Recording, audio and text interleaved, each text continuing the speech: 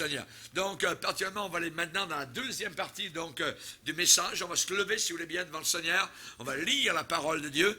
Donc, deuxième partie du grand message, les dernières paroles de l'apôtre Paul. Et on lit dans 1er Roi, chapitre 2, et nous commençons par les dernières paroles de David, donc, qui approchait de sa mort, et qui particulièrement a donné des instructions à son fils Salomon. 1er Roi, chapitre 2, 1er Roi, chapitre 2, verset 1er. 1er Roi, chapitre 2, verset 1er, particulièrement, donc, la deuxième partie du message, les dernières paroles de l'apôtre Paul. Il est dit ici, verset 1er, David approchait du moment de sa mort, et il donna ses ordres à Salomon, son fils, en disant, « Je m'en vais par le chemin de toute la terre.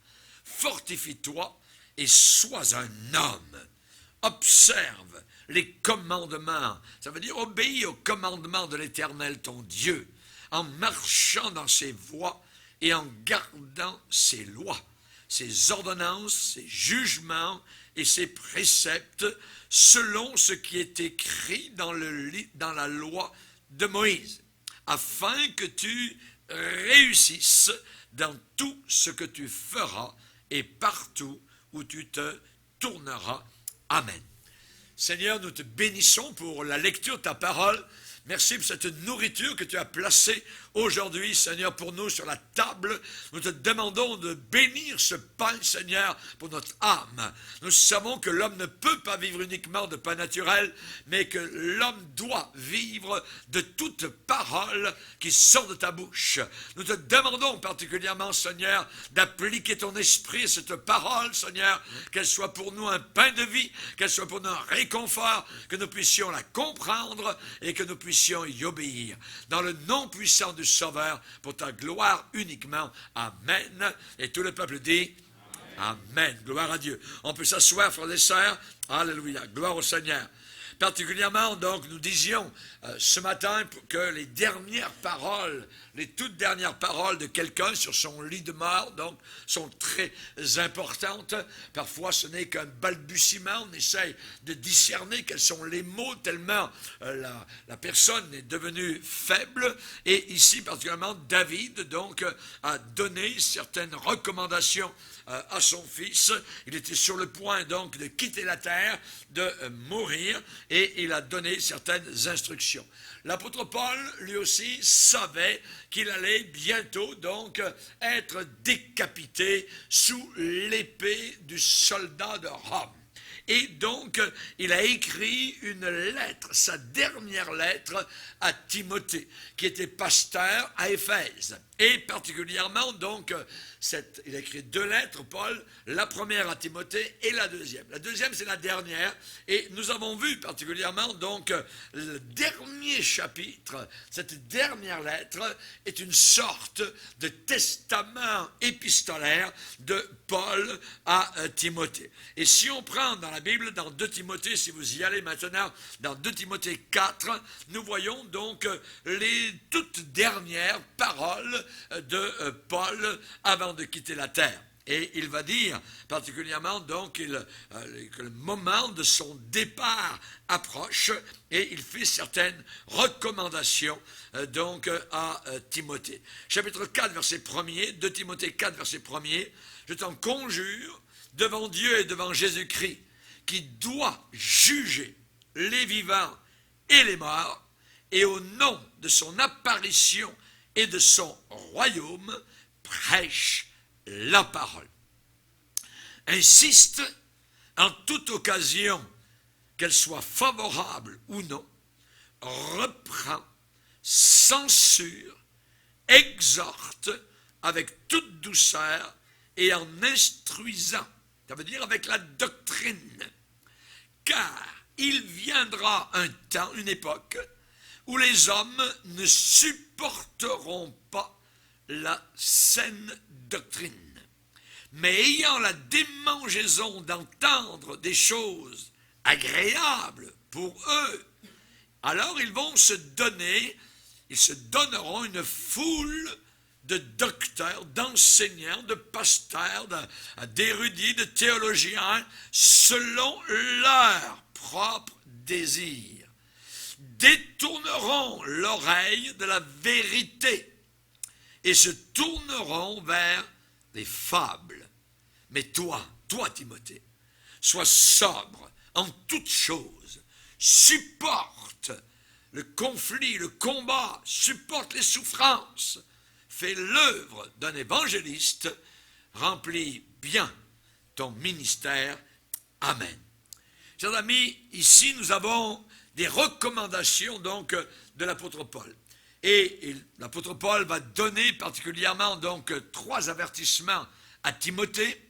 Et le premier avertissement, c'est prêche la parole. Tu es un prédicateur, donc tu as été appelé de Dieu. Il faut que tu prêches, non pas tes sentiments, non pas des choses du monde. Il faut que tu prêches la parole. Il faut que tu te tiennes papier collé à la parole. Il faut que tu colles aux Écritures.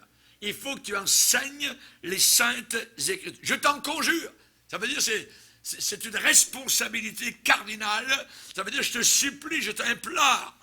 Donc, devant Dieu et devant Jésus-Christ qui doit juger ceux qui ont la vie de Dieu, qui sont sauvés, et ceux qui sont morts dans leur péché, tous ces gens-là seront tous jugés. Alors, au nom donc de Jésus-Christ qui doit juger les vivants et les morts, et au nom de son apparition et de son royaume, prêche la parole. Ce qu'on demande à un prédicateur, ce n'est pas d'amuser la galerie, ce n'est pas donc de parler de psychologie, de bien-être, je dirais, psychologique, ou une autre sorte d'évangile, c'est de prêcher les Écritures. Les Écritures ont une puissance built-in à l'intérieur au travers de cette parole. Dis seulement un mot, Seigneur, et mon serviteur sera guéri.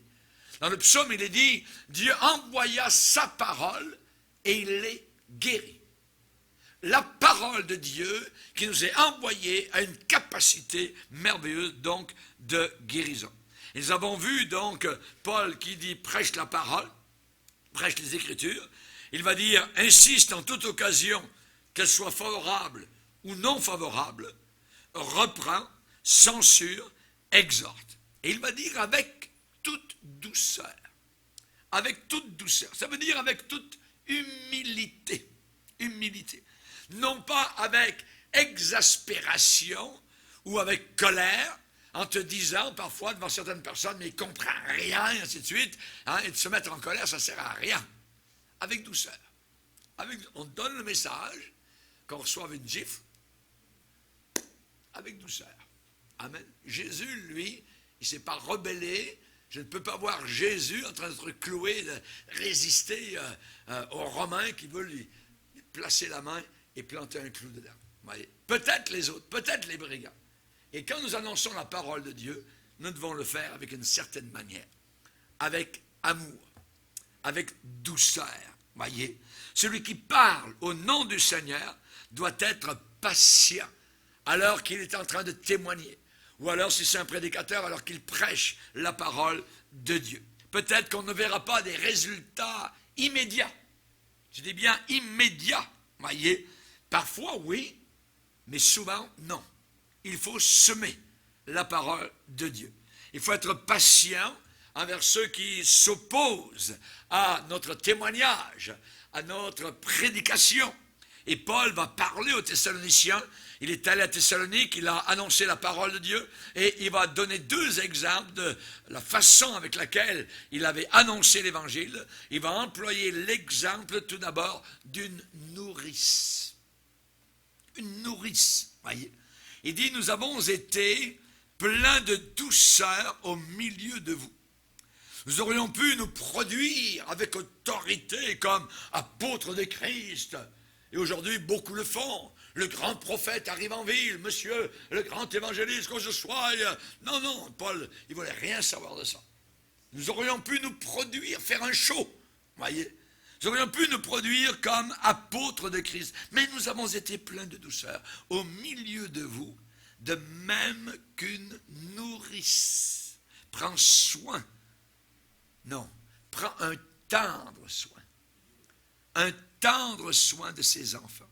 Nous aurions voulu, dans notre vive affection pour vous, non seulement vous donner l'Évangile, mais encore nos propres vies, tant vous nous étiez devenus chers. Dans l'Église de Dieu, on devient, je dirais, en famille, et on devient précieux aux yeux des uns et des autres. Et il y a, je dirais, c'est pas, quand on dit cher frère, oui c'est vrai, mais parfois on ne passe pas au mot cher, mais c'est vrai. Et ici, Paul le dit, tant vous nous étiez devenus chers. Voyez, on voit nos frères et sœurs qui vont parfois en vacances, voyez, et quand ils reviennent, tout ce qu'ils nous disent, ah, on avait hâte de revenir. On avait hâte d'être de nouveau à l'église avec les frères, avec les sœurs, afin de chanter des cantiques. Hein? Et c'était quelque chose de normal. Parce que nous faisons partie, donc, d'une assemblée du corps de Christ. Et évidemment, quand on est loin, oui, on peut fonctionner, mais on a hâte de revenir. On a hâte de se trouver, donc, les uns avec les autres et d'entendre la bonne parole de Dieu. Donc, Paul va dire, nous avons agi avec vous comme une nourrice. Comme une nourrice. Et plus loin, il va dire, vous savez aussi que nous avons été pour chacun de vous ce qu'un père est pour ses enfants. Vous exhortant, vous consolant, vous conjurant de marcher d'une manière digne de Dieu qui vous appelle à sa gloire et à son royaume, comme un père. Donc, deux exemples, comme une nourrice, comme un père. Alléluia. Vous exhortant, vous consolant, vous disant, continue, lâche pas. Amen. Alléluia. Il peut t'arriver toutes sortes de choses dans ta vie. Lâche pas le Seigneur. Reste fidèle. Et tes yeux fixés sur le Seigneur. Tu subis un assaut de l'ennemi. Tu subis une attaque de Satan. Amen. Mais tu vas en sortir. Tu vas en sortir. Le Seigneur ne t'a pas abandonné. Il est encore avec toi. Amen. Consolant. Avec toute douceur. Et Paul va dire à Timothée dans son testament spirituel, il va dire, donc, reprends, censure, exhorte avec toute douceur et en instruisant. En instruisant, qu'est-ce que ça veut dire? La version anglaise de King James dit avec la doctrine. Avec la doctrine. Voyez? Qu'est-ce que ça veut dire? Ça veut dire que la doctrine et l'enseignement, d'où vient le mot doctrine? Il y a des gens qui ont peur de ce mot-là. N'ayez pas peur. Ça vient du grec didasko, qui veut dire enseigner. Enseigner. Donc, il dit en instruisant, en enseignant, exhorte, en enseignant. Voyez? Avec la doctrine. On parle d'enseignement. Et vous savez que la parole de Dieu, il y a beaucoup de chrétiens aujourd'hui qui ne veulent rien savoir de la doctrine. Et ils ont un slogan qui dit la doctrine nous divise, mais c'est l'amour qui nous unit. Il n'y a rien de plus empoisonné que cela. Pourquoi? Parce que c'est le contraire. C'est la doctrine qui nous soude et qui nous unit dans l'amour de Dieu. Alléluia. Lisez avec moi dans 1 Timothée. 1 Timothée. Dans 1 Timothée, vous allez voir au moins 11 fois, on voit dans cet épître le mot doctrine ou le mot enseignement. Il est dit ici au premier chapitre, verset 4, de recommander à certaines personnes de ne pas enseigner d'autres doctrines, des doctrines autres que celles de la parole de Dieu, et de ne pas s'attacher à des fables et à des généalogies sans fin qui produisent des discussions plutôt qu'elles n'avancent l'œuvre de Dieu dans la foi. Donc, ne pas enseigner d'autres doctrines. Ensuite, on parle ici des véritables pasteurs, et il est dit particulièrement ici que, attendez, non, on parle ici au verset 11, on parle de personnes donc pour qui la loi a été faite. On parle ici des voleurs d'hommes, des impudiques, des infâmes, des menteurs, des parjures, et tout ce qui est contraire à la saine doctrine. Donc la doctrine est importante. C'est le point de base, c'est le point de ralliement. Voyez? Un peu plus loin, regardez au chapitre 4, verset 6. En exposant ces choses aux frères, tu seras un bon ministre de Jésus-Christ, nourri des paroles de la foi et de la bonne doctrine. Ce qui veut dire que la doctrine est une nourriture, nourrie des paroles de la foi et de la bonne doctrine que tu as exactement suivie. Du bon enseignement, c'est synonyme. Un peu plus loin, verset 11, déclare ces choses et enseigne-les. Enseigne-les. Il est dit ici un peu plus loin, verset 13, jusqu'à ce que je vienne, applique-toi à la lecture, à l'exhortation, à l'enseignement. Verset 16, veille sur toi-même et sur ton enseignement. Un peu plus loin, chapitre 5, verset 17, que les anciens qui dirigent bien soient jugés dignes d'un double honneur, surtout ceux qui travaillent à la prédication et à l'enseignement. À l'enseignement. Chapitre 6, verset 2, à la fin, à la toute fin du verset 2, enseigne ces choses et recommande-les. Verset 3, si quelqu'un enseigne de fausses doctrines et ne s'attache pas aux saines paroles de notre Seigneur Jésus-Christ et à la doctrine qui est selon la piété, il est enflé d'orgueil et il ne sait rien. Le verset 20, ô Timothée, garde le dépôt en évitant les discours vains et profanes et les disputes de la fausse science, ça veut dire de la fausse doctrine, du faux enseignement, dont font profession quelques-uns qui se sont ainsi, de cette manière-là, détournés de la foi. L'enseignement est très important. Donc, reprends sans surexhorte, avec toute douceur et en instruisant. Par-dessus tout, le prédicateur, dans une église, doit enseigner continuellement la doctrine. Continuellement, la doctrine doit être enseignée. Pas seulement raconter les histoires de la Bible, ou lire un verset ici et là, et l'oublier tout de suite après. Non, non, non. La véritable prédication, c'est l'explication et l'application de la doctrine biblique. Tout le reste, c'est seulement un discours religieux. Tout le reste, ce n'est que du blablabla religieux. Particulièrement alors qu'il y a eu un réveil du temps de Néhémie, il est dit qu'à l'époque, les gens s'étaient rassemblés et sur une estrade, ceux qui avaient le livre de Dieu, eh bien, ils avaient le livre à la vue de tout le peuple et le livre était ouvert. Et c'est Esdras qui lisait et ça dit qu'il expliquait la parole de Dieu au peuple. Il donnait l'explication de ce que Dieu voulait dire dans son livre. Et il est dit qu'il lisait distinctement dans le livre. Ça veut dire qu'il lisait à voix haute les Écritures et il en donnait donc le sens pour faire comprendre aux gens ce qui venait d'être lu. Alléluia. Nous sommes le peuple du livre. Même les musulmans nous appellent le peuple du livre, nous les chrétiens. Nous avons un livre. Nous n'avons pas un pseudo-livre, voyez. Nous avons un livre inspiré de Dieu. Dieu n'a qu'un seul livre sur la planète Terre, c'est la Bible, voyez.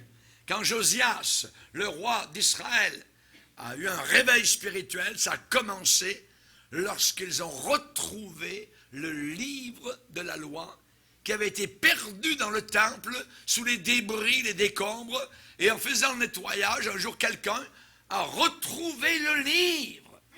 Ils ont commencé à lire quelques versets, ils ont été bouleversés par ce qu'ils lisaient, ils ont emporté cela au roi, le roi a été bouleversé à son tour, et il y a eu un réveil spirituel à cause de la redécouverte du livre du temps du roi Josias. On lit cela dans 2 Chroniques 34, voyez. Du temps de Josaphat, le bon roi Josaphat avait envoyé dans son territoire les Lévites, et il est dit qu'ils enseignèrent dans Juda, ayant avec eux le livre de la loi de l'Éternel. Ils enseignaient avec le livre de la loi de l'Éternel. Il n'y a pas eu de guerre. il est dit que la terreur de Dieu s'est répandue sur tout le pays parce que les gens commençaient à craindre le Seigneur, à respecter la crainte de Dieu. C'est le commencement de la sagesse. Je disais ce matin, lors de la réforme en Europe, particulièrement du temps de John Knox, Jean Hus, Wycliffe, ces grands hommes de Dieu, eh bien Luther a retrouvé lui aussi le salut dans la parole de Dieu. Et lorsqu'on l'a amené devant Charles Quint, lorsqu'on l'a amené devant le pape de l'époque, on lui a demandé de renier ce qu'il avait découvert dans les Écritures, et il a répondu, donc sans broncher, je suis lié par ce livre, je ne peux pas faire autrement que Dieu me soit en aide. Alléluia.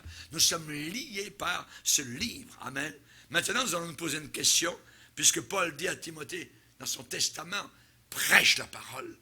Pourquoi? Pourquoi prêcher la parole? Non seulement c'est une responsabilité, mais il y a une raison à cela.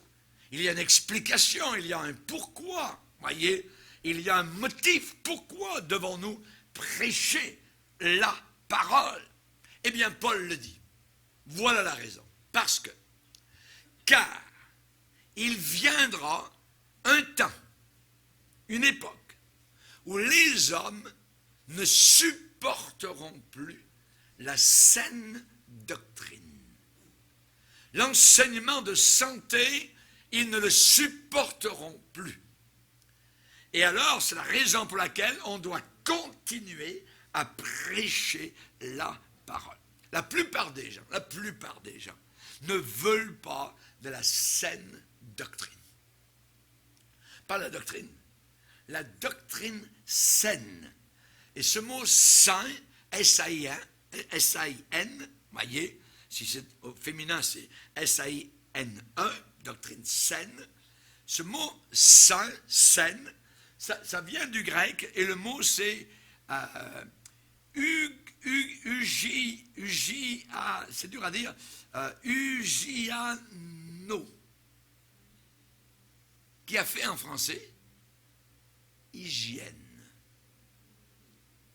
Hygiène, propre. Donc, la plupart des hommes aujourd'hui ne veulent pas une doctrine d'hygiène, saine, propre. Voyez? Puisqu'on a vu tout à l'heure que la plupart des gens disent que la doctrine divise.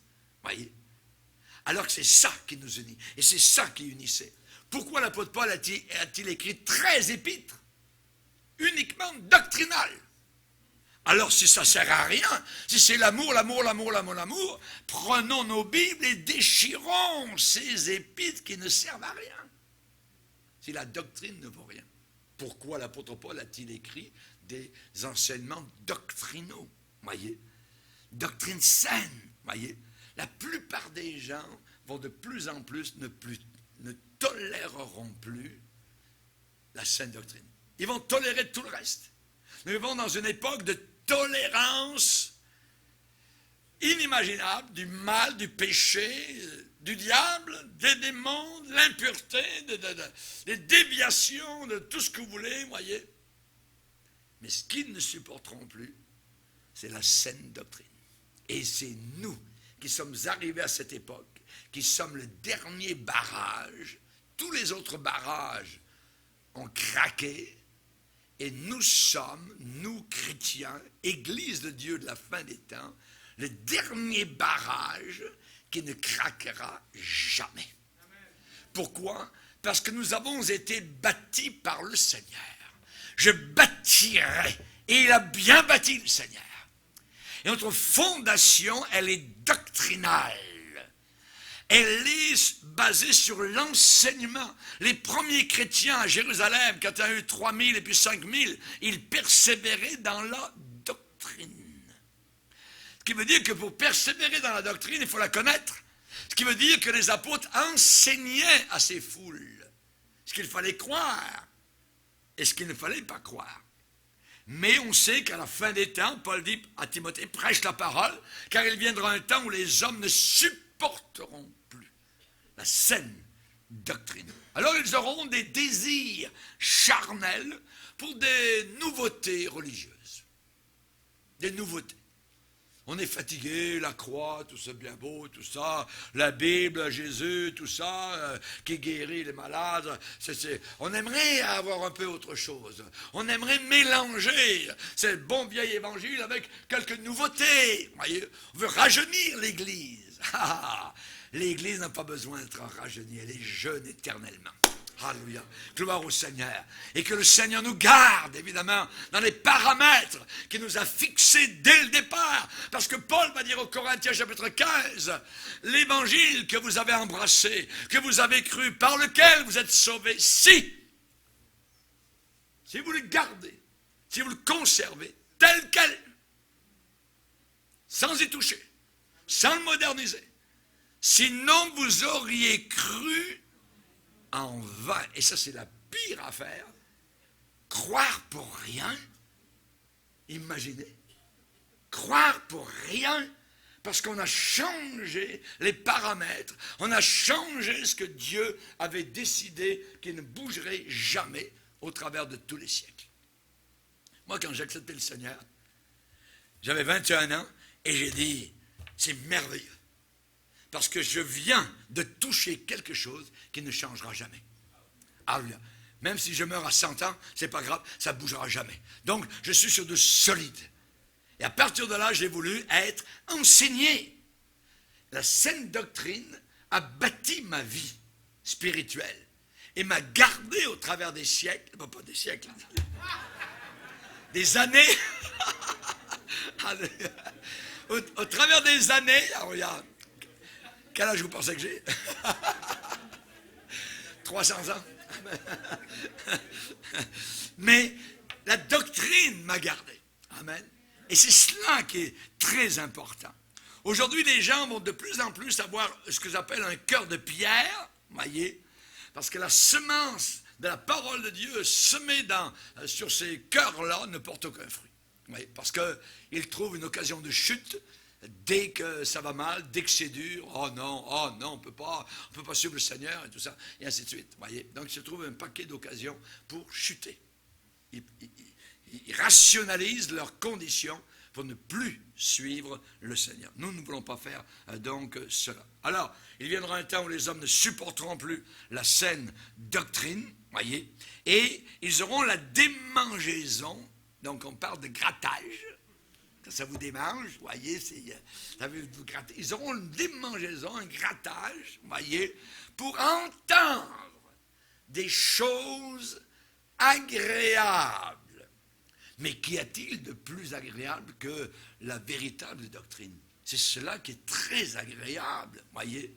C'est merveilleux, j'ai donné ma vie, moi, pour la Bible, pour l'Évangile, pour une Église qui croit, qui grandit dans la saine doctrine. Mais à la fin des temps, de plus en plus, nous verrons cette démangeaison d'entendre des choses agréables, voyez. Et on sait que la sagesse du monde, eh bien, veut essayer de remplacer la sagesse de Dieu à l'intérieur de l'Église. Et Dieu n'est-il pas convaincu de folie, la sagesse du monde? Parce que puisque le monde, avec sa sagesse, n'a pas connu Dieu, dans la sagesse de Dieu, alors il a plu à Dieu de sauver ceux qui croient par la folie de la prédication. Alléluia. Aux yeux de beaucoup de personnes, Pasteur Bourget, c'est un fou. Voyez? Ça n'a pas de sens. Voyez? Ça n'a pas de sens. Il nous ramène encore avec un tombeau supposément ouvert, avec une croix qui a du sang qui coule dessus, un Jésus, tout ça. Mais c'est un homosexuel, ce Jésus. Il est allé coucher avec Marie-Madeleine, ainsi de suite. Voyez. Et évidemment, Satan travaille, voyez, pour détruire la parole de Dieu et la foi. Nous resterons fidèlement aux Écritures jusqu'à la fin. Nous ne broncherons pas. Nous ne reculerons pas. Nous combattrons jusqu'à la fin. Amen. Alléluia. Gloire au Seigneur. La démangeaison d'entendre des choses agréables. Alors ils vont se donner pour ce faire, puisque les vrais prédicateurs seront de moins en moins aimés, de plus en plus haïs. La tendance s'en va dans ce domaine-là. Alors ils vont se donner une foule de docteurs, d'enseignants, voyez, de théologiens, de pasteurs, selon leur propre désir. Selon leur propre désir. Si par exemple, dans une église, il y a un pasteur qui vient, le pastorat est vacant, il n'y a plus de pasteur, l'ancien est parti, et là on fait venir plusieurs pasteurs, tout ça. Et il y en a un qui vient et qui est fidèle aux Écritures, qui semble accroché à Jésus, avec un amour pour Jésus. On l'écoute, tout ça, les gens, tout ça, et ensuite il s'en va. Et arrive un autre, à lui, il a une langue en or. Ah, lui, il sait prêcher. Lui, il se balade sur l'estrade. Lui, il a le tour. Il est bien habillé. C'est merveilleux. Et c'est plus le vieil évangile, tout ça. Lui, il nous parle de psychologie, tout ça. Il dit que s'il va venir à l'église, il y aura maintenant des psychologues à l'intérieur de l'église. Et il va y avoir de la musique rock. Et il va y avoir du théâtre, ainsi de suite. Ça va changer, voyez. Entre les deux, qui pensez-vous qu'une assemblée va choisir?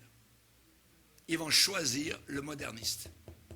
Et l'autre est dépassé. On ne le veut pas. On ne le veut pas. Il sera trop ceci, trop cela, trop dur, trop ci, toutes sortes d'affaires. Ils auront la démangeaison d'entendre des choses agréables. Alors ils vont se donner une foule de docteurs. Alors on va voter. Et c'est plus les choix de Dieu, c'est les choix de l'Assemblée. Vox populi, vox Dei. La voix du peuple, c'est la voix de Dieu. Ah donc on vote. C'est très mauvais. Nous, dans l'Église de Dieu, nous ne sommes pas en démocratie, nous sommes en théocratie. Alléluia. Et si on laisse aux gens le choix de choisir, ils vont généralement, à 90%, faire le mauvais choix. Se donneront une foule de pasteurs selon leur propre désir. Selon leur propre désir. Oui. Vous savez, aujourd'hui, ceux et celles qui veulent adorer un veau vont trouver facilement un pasteur fabricant de veaux. Aujourd'hui, ça existe. Une foule. L'expression que Paul emploie alors qu'il est en prison et qu'il va bientôt mourir, et il sent le temps qui court, et il explique à Timothée, il veut léguer quelque chose de très important, et il veut lui dire, prêche la parole, parce que bientôt, les gens n'aimeront plus les véritables prédicateurs. Alors ils vont se donner une foule, notez les mots, chaque mot, ils vont se donner une foule. Ça veut dire, ils vont s'accumuler une foule d'enseignants. En anglais, dans la King James, c'est heap. Ça veut dire un tas d'enseignants. Un paquet. Voyez, un amas. Des gens qui seront nombreux et qui seront tous diplômés en théologie. Tous des docteurs. Tous des ceci, des cela, voyez. Un paquet de théologiens. Ils se donneront une foule. J'ai vu ces jeunes pasteurs qui ont fait un petit bout de temps dans l'œuvre de Dieu. Ensuite, ils ont un seul désir, c'est retourner aux études pour avoir un diplôme en théologie. Ils veulent être des docteurs. Et ça, sur les 5 continents de la terre. Moi, je leur dis, tu as fait quelques années d'école biblique, 2-3 ans, ça suffit. Maintenant, va sur le chemin, va sur le champ de bataille. Mais eux, ils veulent plus. Oui. Et finalement, il y a des jeunes gens qui sont rentrés comme cela dans ces cours, remplis du feu du Seigneur. Ils sont ressortis complètement morts. Pourquoi? Parce qu'on leur a expliqué. Leur professeur, souvent, a été un théologien catholique.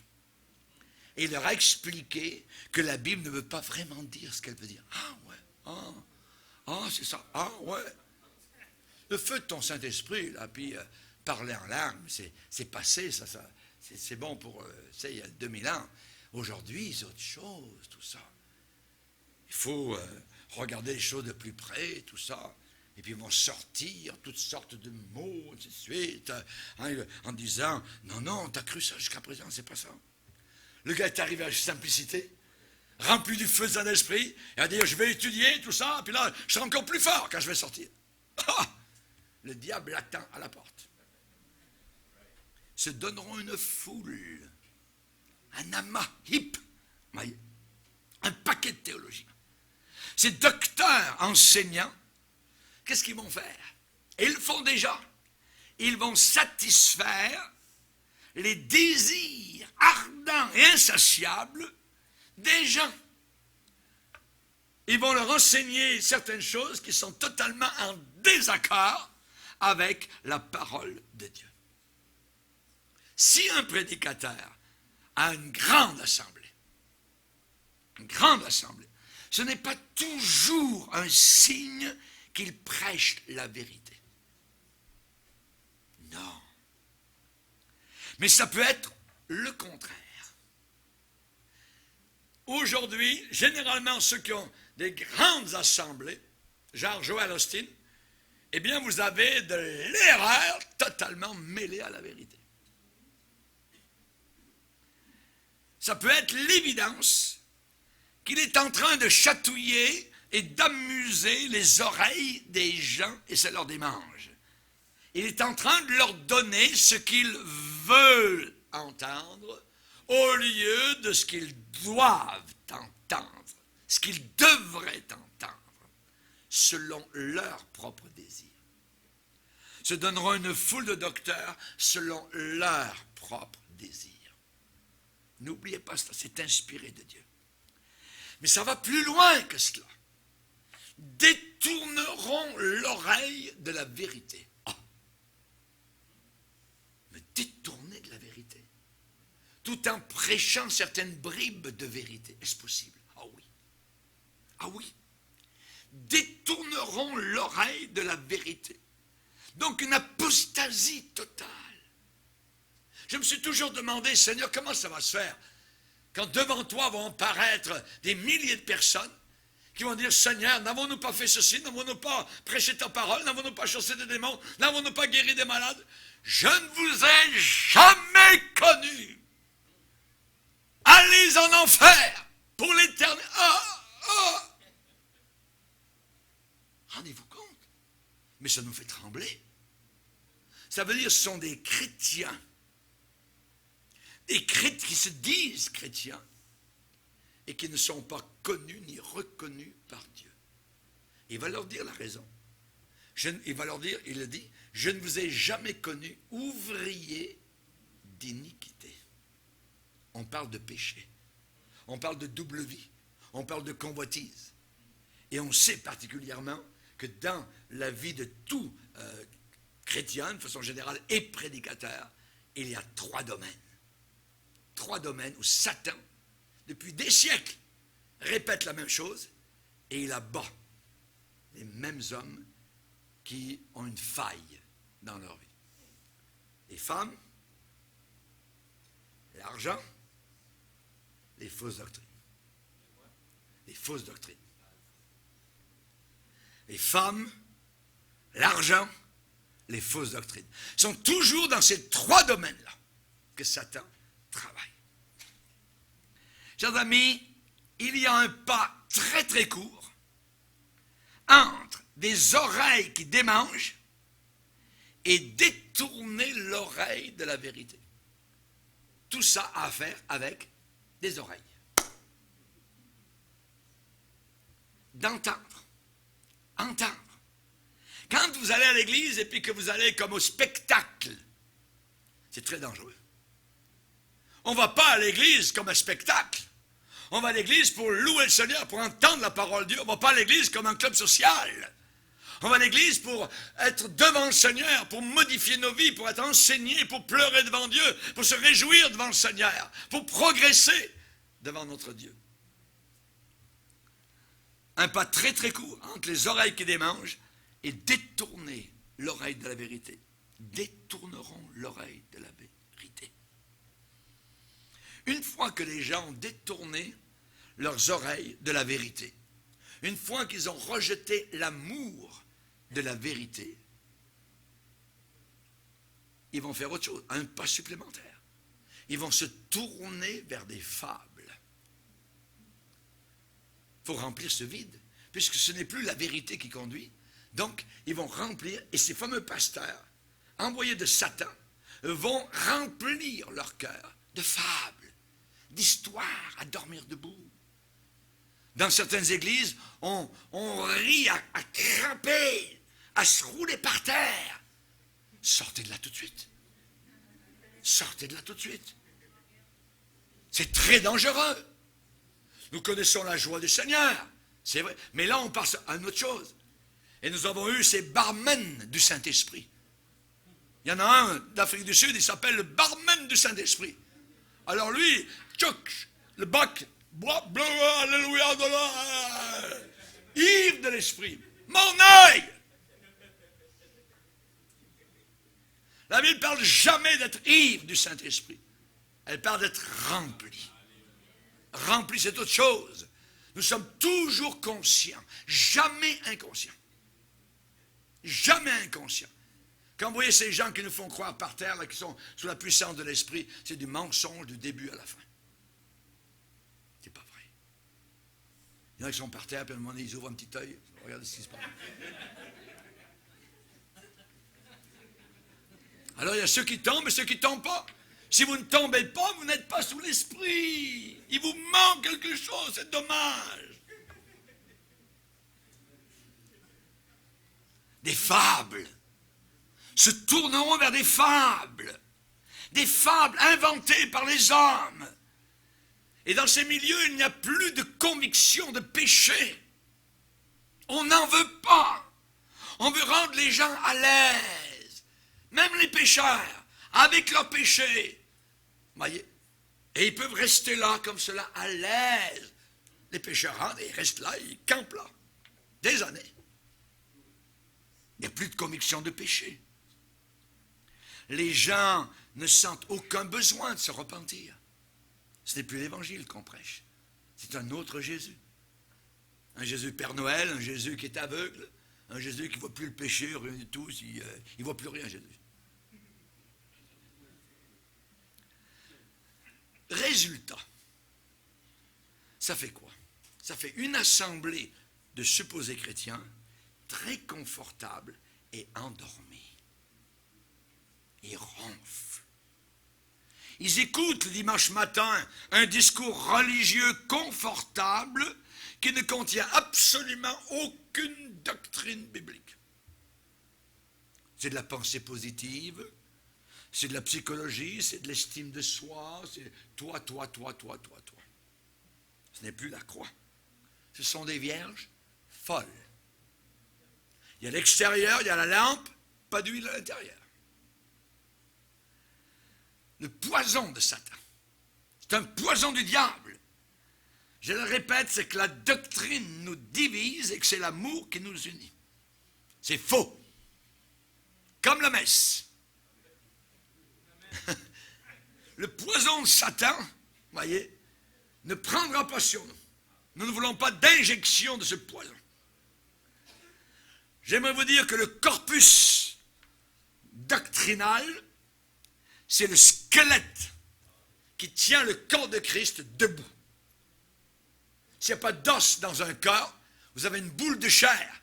Vous pouvez donner un coup de pied là-dessus, ça roule, voyez, et ça va jusqu'au ravin. Nous avons une doctrine, nous croyons certaines choses, et c'est le squelette, l'os, qui tient le corps de Christ debout.